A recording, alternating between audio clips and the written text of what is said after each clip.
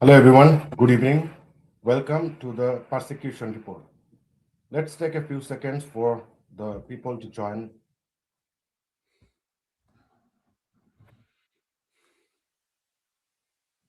Suppose how was your party yesterday Oh, with party your was good. friends? Yesterday we had a very good, like we went to an Egyptian restaurant, and it was for the first time that I tasted their cuisine, and it was really good. Thank you. And Miss Chaudhary is busy about Pohela Boishak. It looks like that in the UK, still Pohela Boishak party is going on. Now, Pahla Boishak party goes in the UK, especially in London, for an extended time, because I think the main Pahla Boishak festival will take place in June or July or something like that, isn't it? Appa, if I'm not wrong, in I East think London.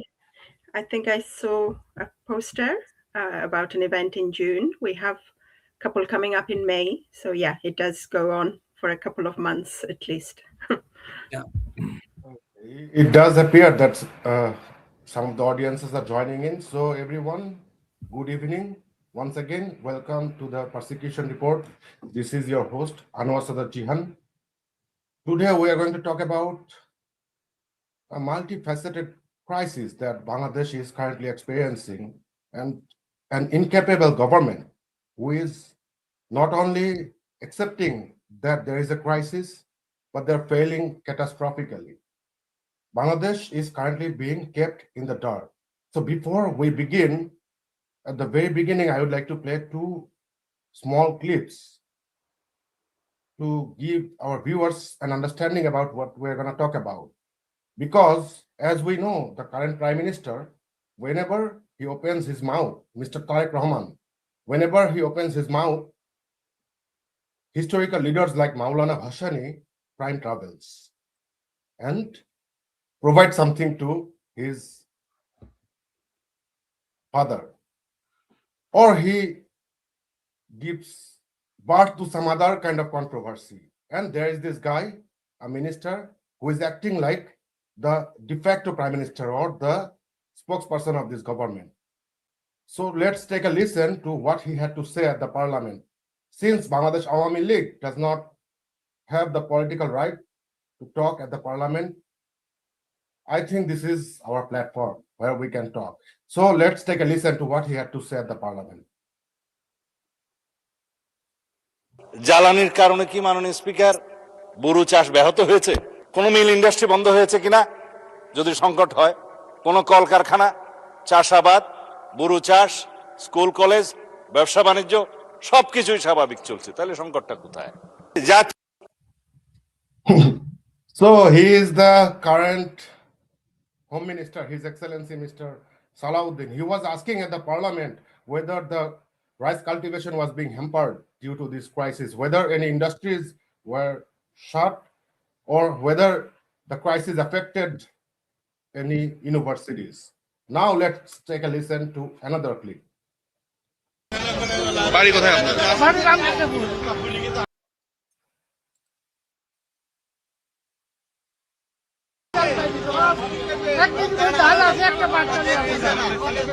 কয় litre তেল দরকার আপনার প্রতিদিন? এখন তেল পাচ্ছেন না? বাড়ি কোথায় আপনার?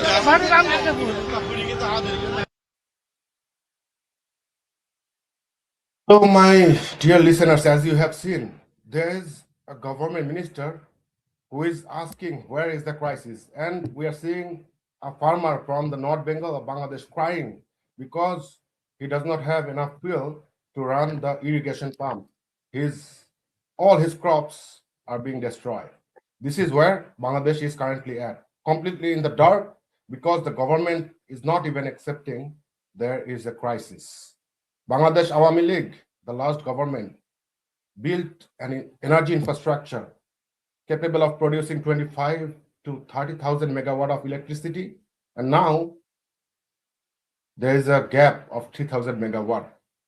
In the rural areas, there is 12, 14 hours of load shedding, and we have even heard surprising statement like there is experimental load shedding. I have never heard in my entire life about experimental load shedding. When I was growing up, when I was young, the BMP government was in power, there was no electricity.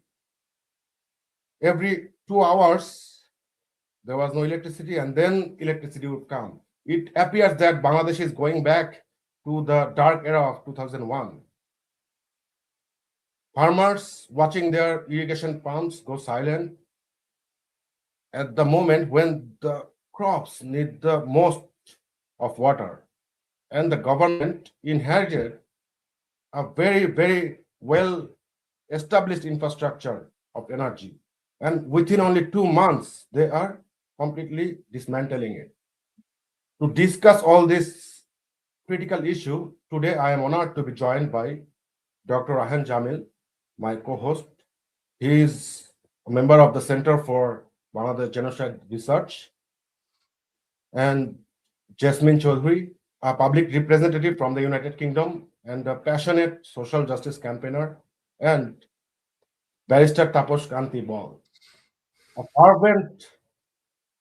fervent promoter of Pro-71 values who worked tirelessly in his legal career. First, we will start with Dr. Jamil and his presentation about the fuel crisis and its true cost for the ordinary Bangladeshis. Dr. Jamil. Okay, let me load my presentation. I want to welcome everyone who's listening in, tuning in now, or will be listening in later on. Assalamu alaikum.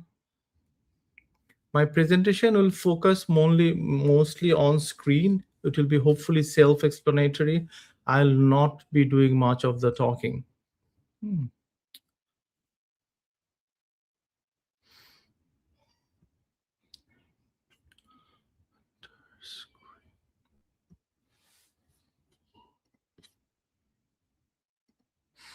Can you see my screen, Jihan? Yes, Dr. Jamil. Okay. Good. So let us begin.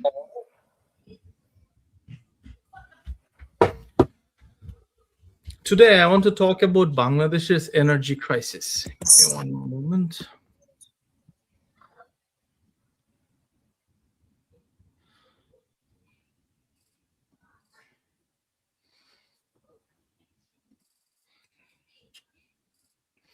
Thank you for being patient, guys.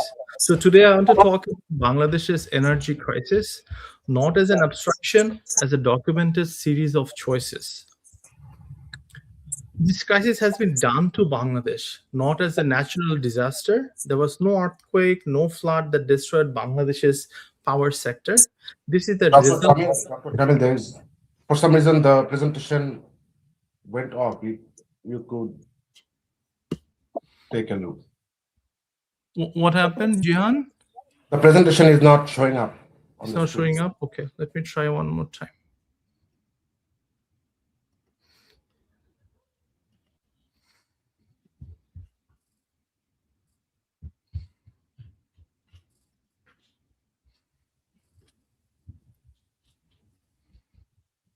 Can you see it now? Yes. Is it okay? Yes. Okay.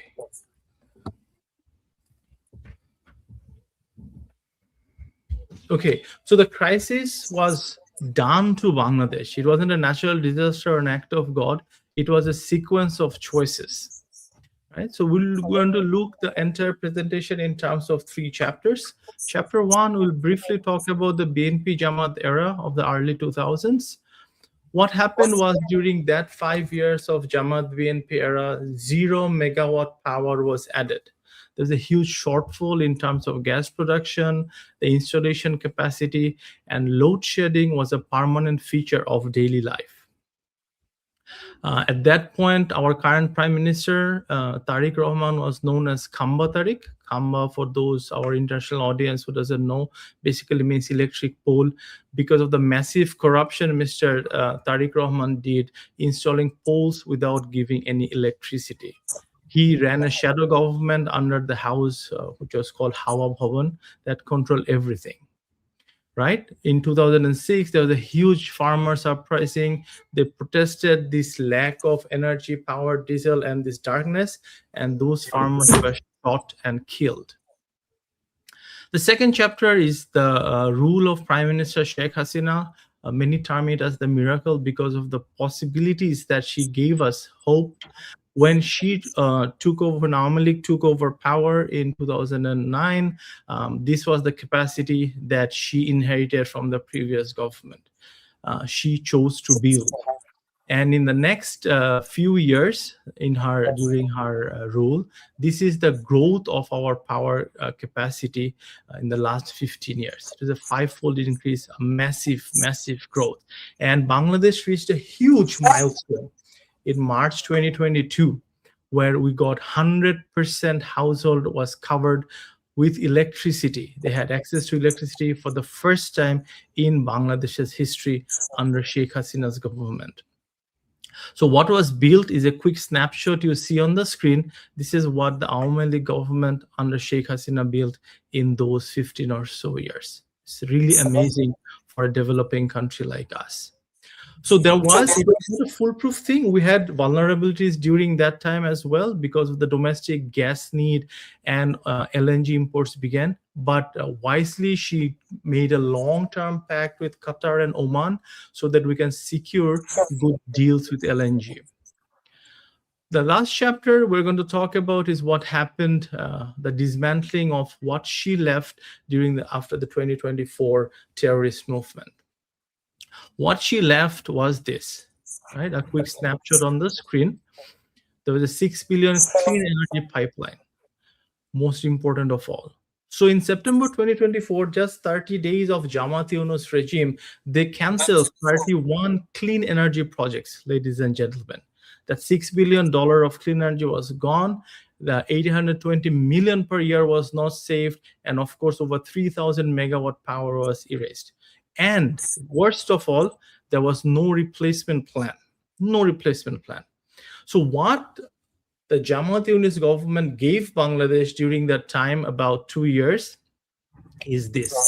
Where the 4,000 megawatt average daily power shortfall during those few months, 42% of Chattogram EPZ lost 30% of production, and of course 1.2 million agricultural jobs was at risk.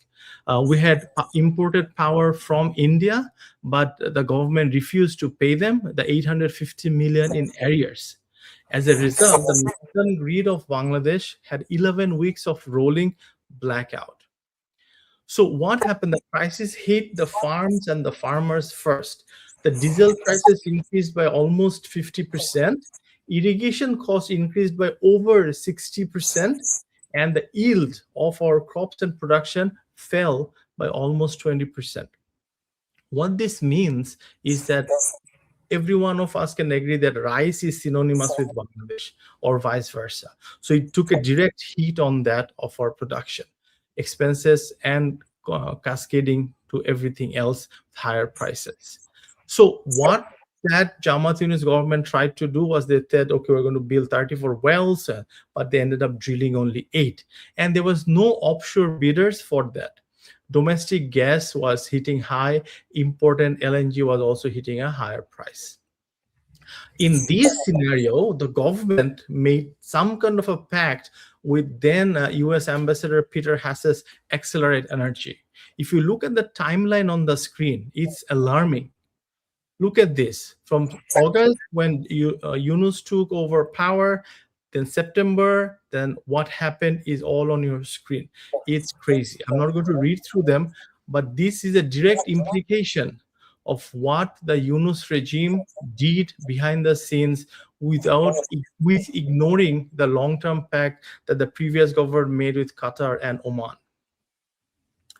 $8.5 billion deal was given to Accelerate Energy of then Ambassador Peter Hass at an extreme, as an increased price, which is higher than other companies. As you know, Dr. Yunus pledged 3 zeros: poverty, unemployment, and carbon emissions. However, this is the practicality and reality of what he has delivered. So the Jammu Yunus government made these choices, and this is what they did in a summary snapshot. I'm going to give you a quick tour of the newspaper headlines now. Just take a look what the newspapers are saying and doing about this.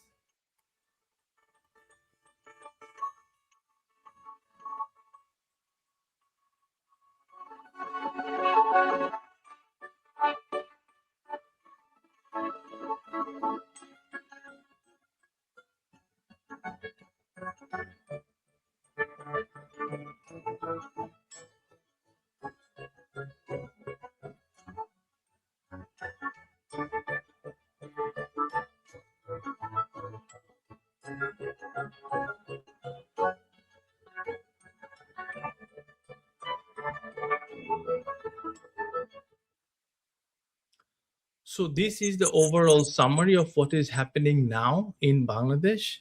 It's not a statistic, ladies and gentlemen. This is the story of our daily life. Look at the number of hours some cities are losing power every day. And to wrap up, we can say that Bangladesh did not run out of electricity. Electricity was turned off for us. The legal and political questions will be what the panel will be talking about. The facts are on the record. If anyone needs more information, please let me know. Jihan, back to you.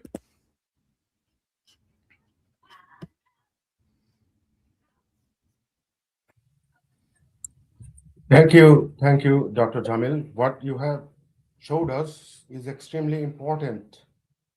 It does talk about what the Awami League government built during its tenure. But at the end, you have shown us the news headlines. Those headlines seem to not go into the eyes of the current Home Minister. He has the audacity to ask, where is the crisis?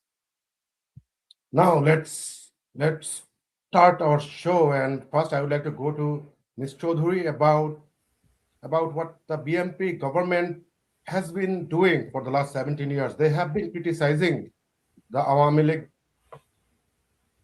League government's various deals in terms of electricity.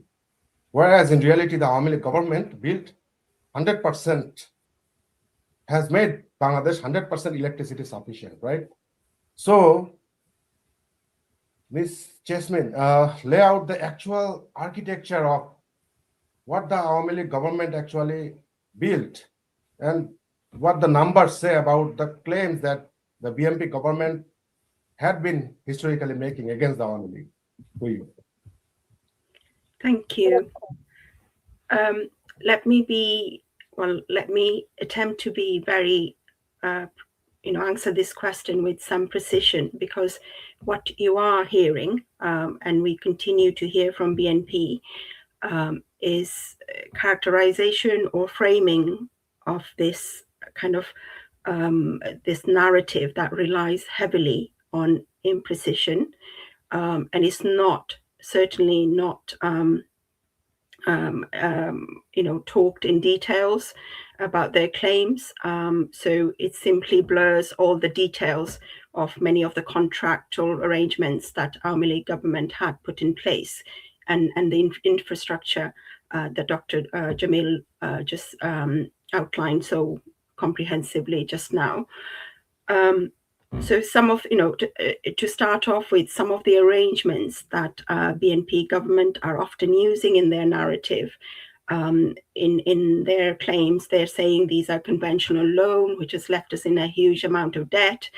So just as a first point, it's important to clarify these, contractual arrangement they're referring to was actually a capacity purchase agreement. And it's really important to clarify that from the outset, I think. And often we hear of critics sort of saying how expensive those contractual arrangements were, and how these agreements are costing us. But with this critique, it's really important to put things into the context, and at the time, when these agreements were put in place, Bangladesh's grid was under sustained strain. So the realistic alternatives were, continued load shedding or a rapid expansion of domestic peaker plants, reliant on imported LNG, purchased at a volatile on the spot market prices. So if you look at it from a sort of labelized cost basis, this agreement was not out of line with those options. In certain scenarios, it was more stable and a predictable choice, which the Awami League government made. These agreements were not in isolate. These were not isolated commitments. The Awami League government invested heavily in the enabling infrastructure, including sort of the HVDC interconnection, the associated transmission system, specifically to integrate the supply and reduce exposure to high cost spot LNG imports. So what the BNP government inherited, therefore, was not an abstract debt trap, but a functioning contractual obligation, along with approximately 850 million in accumulated arrears, as we've heard, over the Unison Jamaat, and a significant portion of this accumulated arrears stemmed from that 4-month disruption in payment processing during the political transition and the sort of the terrorist attack we saw in July 2024. So rather than trying to stabilize the situation, stabilize the current crisis, the BNP government seemed to be obsessed to choose or to use this frame and to label these contracts or arrangements as predatory, suspending the payments further and allowing tensions to escalate to this level, which is causing a serious crisis in Bangladesh, instead of pursuing a structured renegotiation. And the consequences were, these are immediate consequences. Supply has curtailed, the northern grid is destabilized, and manageable contractual issues are evolving into a systemic energy crisis. So the broader economic cost, which we also have to take into consideration, include sort of loss to the industrial output, emergency power procurement, the inflationary sort of pressures linked to disruption in irrigation, and almost certainly all this exceed what it would have cost to honor the agreements and to renegotiate in good faith from the outset. In attempting to avoid a liability, the government basically is, they're not eliminating it, they are amplifying the impact. In a nutshell, they have saved nothing and are destroying some of the great work that the Awami League government and the great efforts that were put in place throughout Sheikh Hasina's government.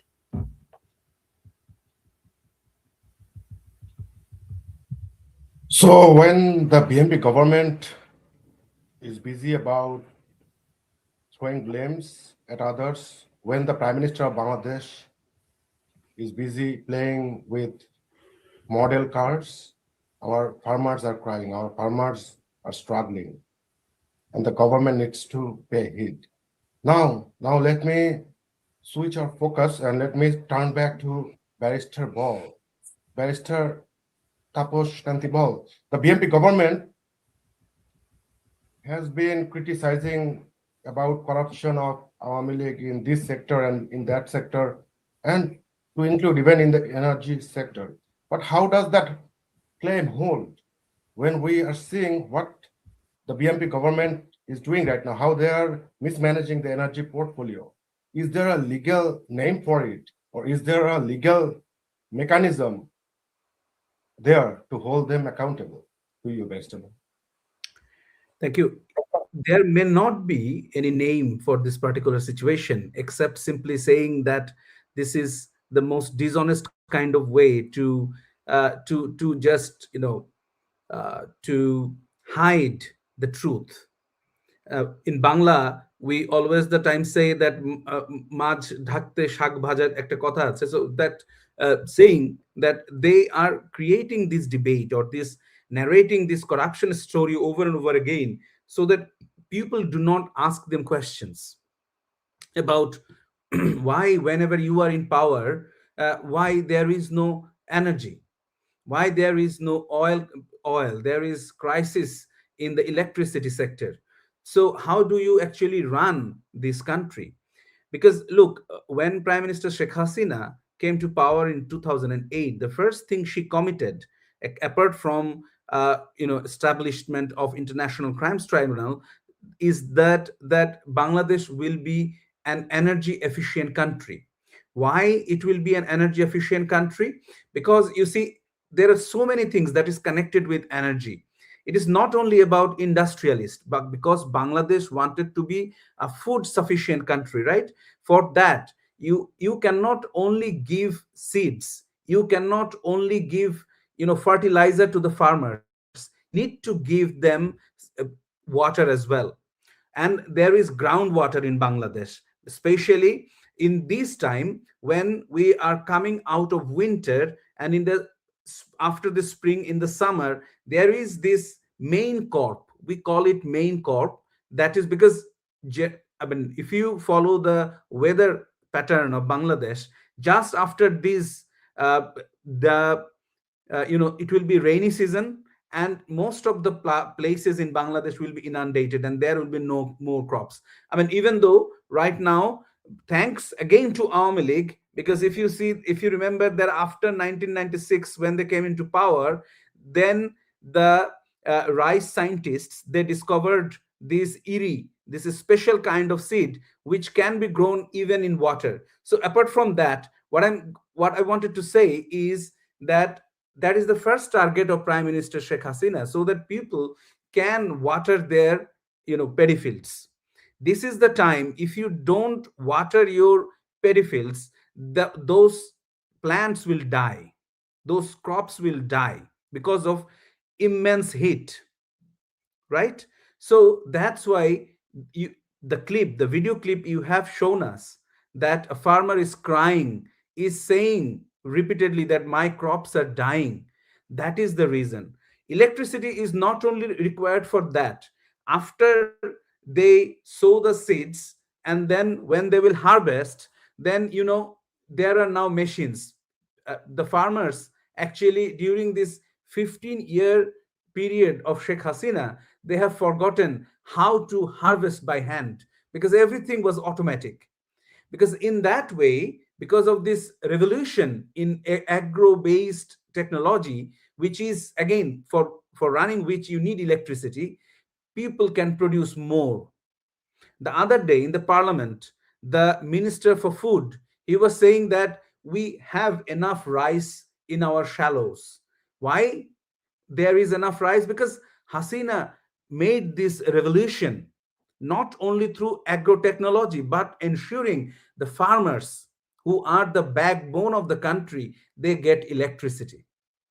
Look, Hasina did everything to ensure that we are energy sufficient, because not only the farmers wanted to have a good harvest, they also wanted their kids to study at night. So if you remember, in my day, like when I went to visit my native village, I remember that everybody is bound to go to sleep by 8 o'clock at night, because there is no electricity. You have your dinner, and just after that, to save the oil, you have to put the lamp off and go to bed. Then you wake up in the morning, that's a different story. But after energy sufficiency, people started to have a nightlife, and also people started to study, which is reflected that right now SSC exam is going on, and lots of these students are complaining that they cannot study. First of all, there is no light, there is no fan, there is no AC. Even in the exam hall, there is no electricity. So it is not only the farmers, the students are getting directly affected because of this situation.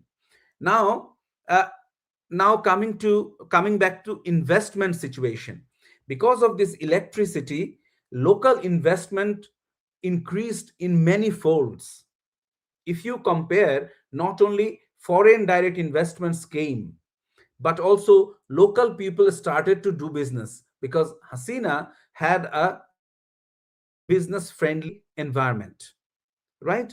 Lots of people with a small tool started to earn. If you visit the old Dhaka, you will find hardly any house where there is no factory, right? Because people with small tools, they can produce like sandals, shoes, many things are getting produced over there. So not only that, like, if between you and me, if you see that because Hasina's government gave us energy sufficiency, we had EPZ, we had Bangladesh high-tech parks. So because of that, so many things are coming. It was the dream of Hasina that there will be technologically sound students who will work in this high-tech park and these EPZs. How she managed to see this dream? Because she was energy sufficient. But now look what happened in this term. After the main wonder of electricity is probably metro rail. I can challenge you that when you were young, you never dreamed that there will be metro rail in Dhaka. I can challenge you. But that was possible by Hasina. And why? Because we were energy sufficient. We had energy. We were paying those bills. We are not having money from any other country to pay those bills. It was our own money through which we had Padma Bridge, we had uh, metro rail, and we had all the paddy fields full of harvests, right? So now, coming to the present situation, not only because of this mob culture that the foreign direct investment and the local investment has dried out, but also because of mismanagement, you could not pay the price to these electricity suppliers, right? So since they failed to pay these electricity suppliers, there is no electricity at this time. And why this was not done? Because of your failure to micromanage the whole situation. And you employed inexperienced people in those positions. Not only inexperienced people, you put corrupt people. You said that this is my meticulous design. You said that I have a plan. You can have a lot of plan. You can have a lot of meticulous design. But if you don't have the ability for good governance, micromanagement, then everything will fail. And Bangladesh has become a classical case of how a developing country can fall into the trap of debt and lawlessness, and a country where there is no electricity. Thank you. Thank you, best of all. Prime Minister Sheikh Hasina did all that through her magic because she is the daughter of the father of the nation, Bangabandhu Sheikh Mujibur Rahman, who thinks about the Bangladeshi people 24/7. Her life is about making the lives of Bangladeshis better. Now, with that, I would like to come back to Ms. Jasmine because the BNP government is trying to throw the blame at the geopolitical crisis, geopolitical hit that we are seeing, namely the US-Iran war, right? But the geopolitical crisis does not affect Bangladesh only. It affects India. It affects other regional peers. So, Ms. Choudhury, what are you seeing? Like how the other regional peers are managing this crisis and what this current Bangladeshi government is failing in comparison to the regional peers? Thank you.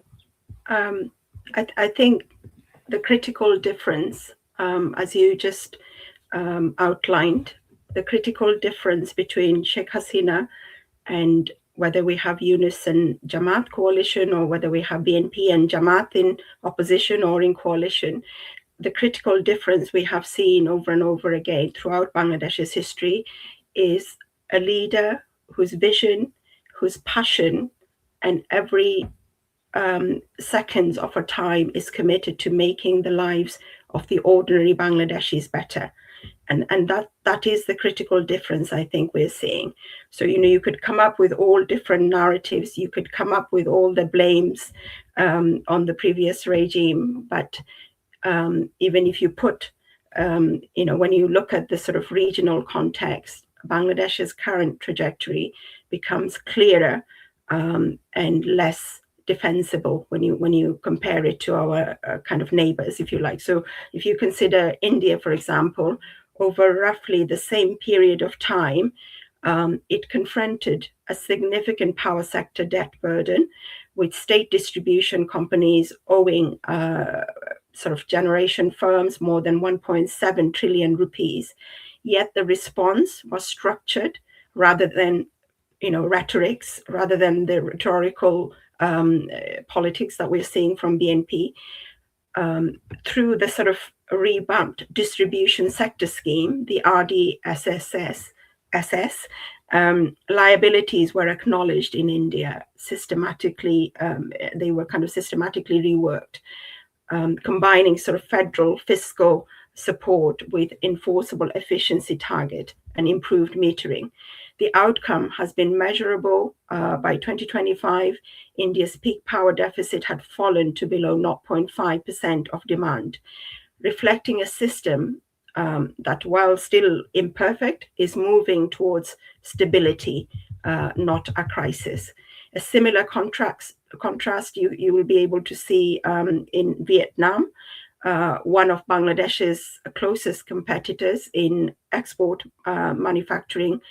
During the years in which Bangladesh allowed key energy arrangements to lapse, Vietnam has accelerated investment in solar generation and secured domestic LNG capacity.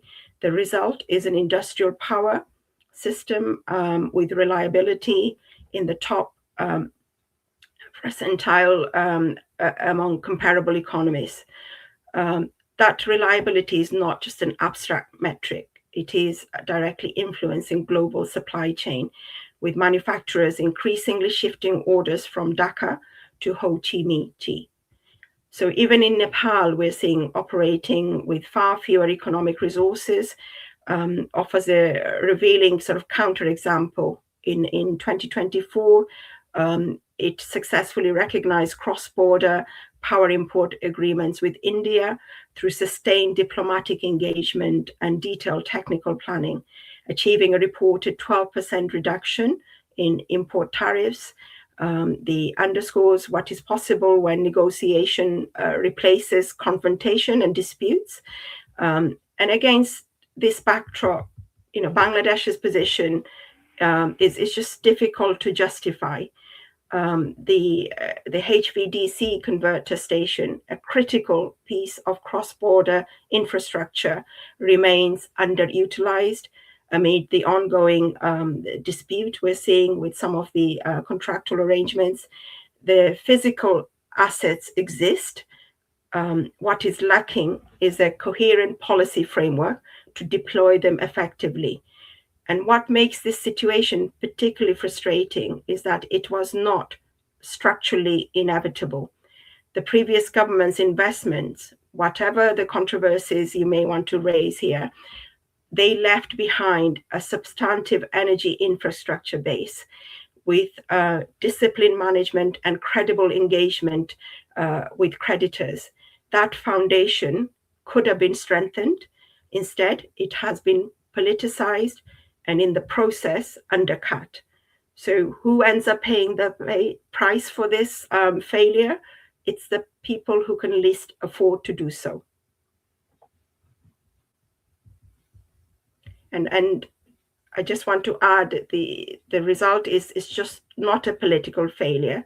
It's a lived one, felt most acutely by households, farmers, as you've shown in the video clip, the businesses whom power sort of, outages no longer it's not an occasional disruption. This is what they're experiencing on a daily basis. And BNP have just simply chosen to weaponize this politically. And as I said, the people are the ones that are paying the most heftiest price for this failures.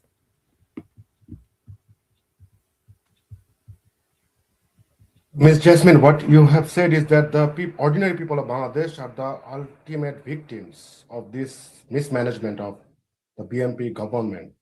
Now, I would like to turn back to Barrister Ball with this mismanagement. Barrister Ball, when a government uses their inability, their mismanagement as a political strategy, and that strategy produces measurable harm to the ordinary people, to the citizens, what accountability mechanisms are there to prevent that mismanagement, and what accountability mechanism should theoretically engage to protect the ordinary people?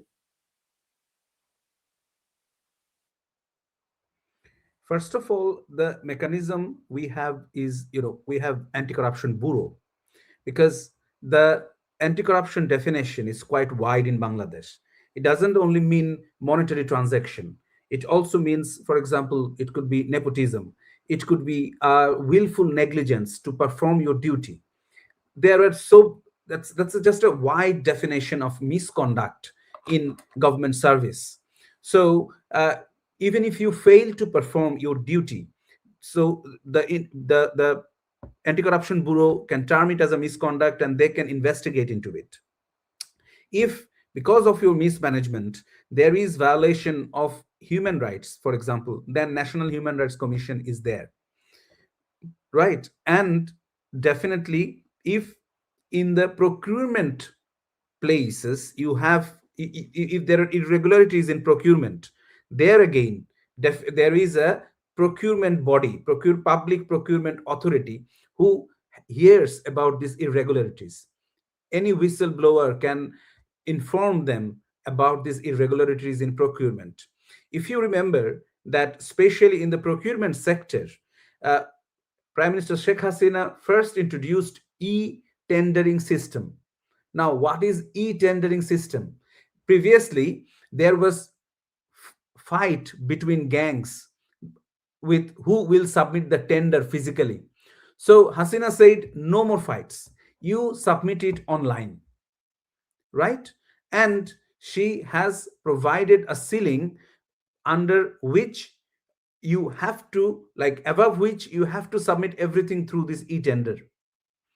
So these are the things that is in place through which you can check and balance the activities of administration and executive. There is another body which is known as Competition Commission. So if there is any oligarch system, you can definitely go to this court. There is a tribunal inside this Competition Commission. So you can directly go there and file your complaint and bring any oligarch for trying to, of service. Apart from that, if you think that the government is not providing you information, for example, as a citizen, you have the right to ask what, how, when, why, right? So if you don't find these answers, there is Information Commission. So under Section 6 of the Right to Information Act, you can file an application before this Information Commission and ask for information. For example, I remember that a class 8 student who failed in the final exam, and that's why she was not promoted in class 9. So she filled up this form under Section 6 and asked the commission that I want to see the papers of my final exam. Because you remember that in the final exam in Bangladesh, they don't show you the exam papers, right? So she said, I want to see it. So that through that commission, finally, she could see the paper, and then it was proved that there was miscalculation on the part of the teacher, on the basis of which she failed. The girl passed. So there is a lot of avenues that are created by Sheikh Hasina. For example, if there is mismanagement in, for say, internet, say in the local market, there is adulterated food. So now there is Bhokta Udhikar, right? Consumers court, where you can go and file petition. This is unheard of in Bangladesh before Hasina introduced it. So I can give you a number of examples to show that what So yeah, it appears that there are plenty of avenues that the citizens can take to hold the government accountable. But for that, the government first needs to accept that there is a crisis. But it appears that thank you for reminding that, because I actually took note about it, that uh, this is one of the, I would say, quality of Sheikh Hasina, that during this last 15 years, she always the time admitted if there is a crisis. And she addressed those issues publicly. For example, Corona. She said at the final days of 2019, she alerted all the people, especially those who were coming from abroad. You remember that how Corona spread in Bangladesh because a group of people coming from Italy, they did not wanted to follow the quarantine rules. So they broke the camp. They went into the inside the country, and that's how it spread. And after that, for the first time, you remember Dr. Flora, right? She was coming every day in front of the media and telling the whole country that what is the situation, how many people died, and how many medicines we have, and what kind of help that can be provided in the hospitals, and what people need to do. So it was not Prime Minister Hasina who came in front of the media and saying it every day. No, it was Dr. Flora. As a public health specialist, she was dictating all the norms. And that's how we got out of the Corona crisis. After Corona crisis, just before Russia and Ukraine situation, Hasina again said that there is another crisis coming up. Probably Russia might attack Ukraine, and we will have a problem in in certain crops, because we import a number of crops through that channel. So she, because Barrister Ball, sorry, yes, I'm sorry to intervene, but whatever you're saying, Prime Minister Sheikh Hasina and Bangladesh Awami League government are the living proof that if the government is capable, if the leader is capable and willing, even an international crisis, the crisis of a century, COVID, can be handled properly, and the right. citizens can.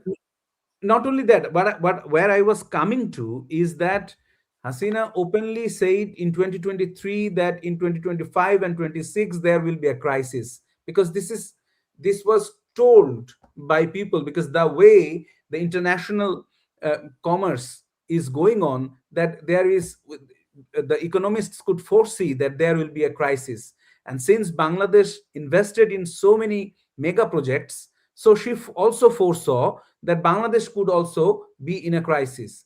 And look, the moment she said that not only Bangladesh, the region will be in crisis, we have seen that Sri Lanka was in crisis.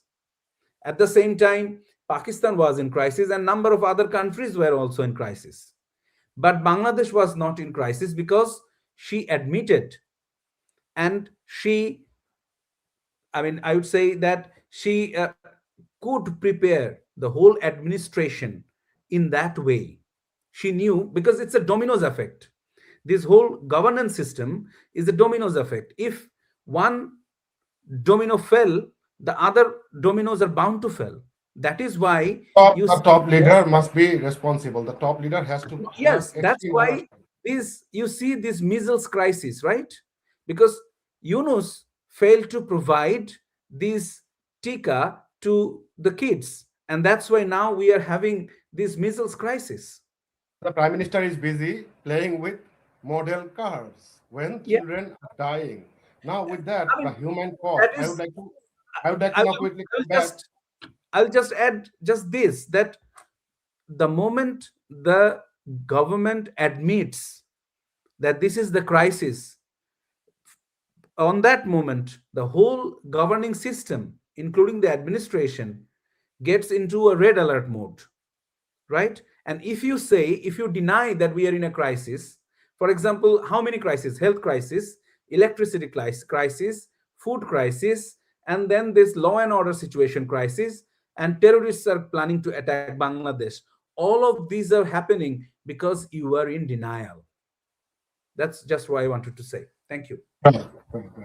Thank you. Best of all, now we have talked about the human cost. So now I would like to quickly come back to Dr. Raihan Jamil, who has been sitting very quietly there. Dr. Jamil, you have worked with real data, real ground reality. Now, data does not always capture the reality. When you look at the ground reality of Bangladesh today, what does the data not capture? How the people are suffering? If you can give us a snapshot about the ground reality of Bangladesh. Thank you, Jihan. I think this is a wonderful question to answer. What the data does not capture is the silence. The silence of the generator going off at 3 o'clock in the morning in a rural clinic. The silence of a refrigerator that can no longer keep our vaccines cold. The silence of a child who stopped going to school because after dark, he or she cannot study because there is no electricity in his or her home. These silences are not in the GDP figure. They are not in any export data, but they are real and they are accumulated. I want to say something directly about the Awami League here. I know we have talked in great length, Barrister Ball did, then Ms. Jasmine, Ms. Chaudhry did. The vision and foresight of our Prime Minister Sheikh Hasina is legendary, right? Nothing short of that. But no one is claiming that the power sector that we had, as you saw early in my presentation, was speckless, right? There was no fault in it. Of course, it had issues in it. Maybe there were procurement controversies, or maybe there were financial decisions that needed more scrutiny. I understand. We all agree with all of that. But what she built for our country is a system where you switch on and power comes on. We have light. That has never happened for all of us at the same time in Bangladesh's history, where a child in Kulaura or Maulibajar could study under the electric light for the first time in her life, in her family's memory, is a unique example for us, is our practical reality. Where a child in Feni or Borguna could run a clinic, could run an oxygen concentrator throughout the night without power disruptions, that is something. That is everything to the people who deserves it. And to kind of summarize what I just said, I know we're kind of running out of time. What you have just said, Jihan, is about accountability. The first step in addressing an issue is to acknowledge that there is an issue, that there is a problem. And sadly, neither the Jamaat Yunus government or the Jamaat BNP government is doing that. That needs to be done. Back to you, Jihan. Thank you, Dr. Jamil. At the very end, we are approaching, and I would like to come back to Ms. Jasmine very quickly and very briefly to talk about what leverage the people of Bangladesh today have to hold this government accountable. How can the people in Bangladesh and how can the Bangladeshis abroad hold this government accountable so that we can come out of this crisis? Because there will be crisis, it is inevitable, but it has to be managed. How can the people help and what the people need to do? Thank you. Well, first of all, the assumption or the claim that ordinary citizens in Bangladesh and the diaspora communities lack the leverage is not an accurate one. Let's just accept that at the outset. The leverages do exist. What has been missing in the last 2 years is the coordinated and the strategic use of those leverages. So first, there are multilateral accountability channels that remain underutilized. Institutions such as the World Bank and the Asian Development Bank are deeply embedded in Bangladesh's energy sector through loan and technical assistance. These are not unconditional relationships. Both institutions require adherence to good governance standards and ongoing reporting on energy access, poverty metrics, for example. So mechanisms like the World Bank Inspection Panel and the ADB Accountability Mechanism exist precisely to evaluate claims that development outcomes are being undermined by policy failures. So when civil society groups and the diaspora organizations submit well-documented evidence, records, particularly of policy-induced energy deprivation, they do more than just protest. They create a formal, internationally recognized record of evidence that cannot be easily dismissed or denied. And that's really important for us to sort of gather those evidence. Secondly, I'd like to mention briefly is the trade leverage. So particularly through the European Union's preferential access framework, Bangladesh's participation in those GSP is subject to ongoing review, including compliance with labor governance and the sort of border socioeconomic conditions. So there are, international communities are concerned because we've heard about our Prime Minister's track record on corruption previously. So there are questions being asked by international communities about this sort of good governance and how we would have the sort of anti-corruption approach that BNP and Jamaat had promised previously. And third, and perhaps mostly underestimated, the economic and the political weight of the diaspora itself. So the annual remittance flows on $22 billion. These are not merely financial transfers, they are structural pillar of a national economy. So beyond that kind of monetary dimension lies this something more powerful. So organized voice, diaspora communities in countries such as the United Kingdom, the United States, the Gulf states, have the capacity to engage host governments, shape policy conversations, and sustain international attention on Bangladesh's governance trajectory, which is desperately needed in this current time. Thank you. Thank you, Ms. Chaudhary, for your time. And I would like to also thank Dr. Jamil and Barrister Ball for both of your time. Your passion, your time, and your dedication matter to the people of Bangladesh, to those who don't have the courage or the bravery to speak up. So thank you. Thank you. Now I would like to say something to everyone watching in Dhaka, in Chittagong, in London, in New York, and in Riyadh. And I would like to say it very simply. What Bangladesh is experiencing today is not new. Politics is controversial. There will be controversy in politics. There will be crisis. But at the same time, we have to accept, we have to acknowledge that there is a crisis. Governments in Bangladesh have previously used institutional failure as political cover. But what we are seeing today, the scale is really alarming. The deliberateness of this government to let the people sit in the dark, to let the farmers' crop go in vain when the Prime Minister is busy playing with a toy. Bangladesh's energy crisis is not a technical failure. It is a choice. And the people who made that choice did not have to sit in the dark. They did not have to lose their crops. It is the ordinary Bangladeshi people who did. The Awami League built an infrastructure that these people are now weaponizing as political ammunition. That infrastructure was built with the money and the labor of ordinary Bangladeshis.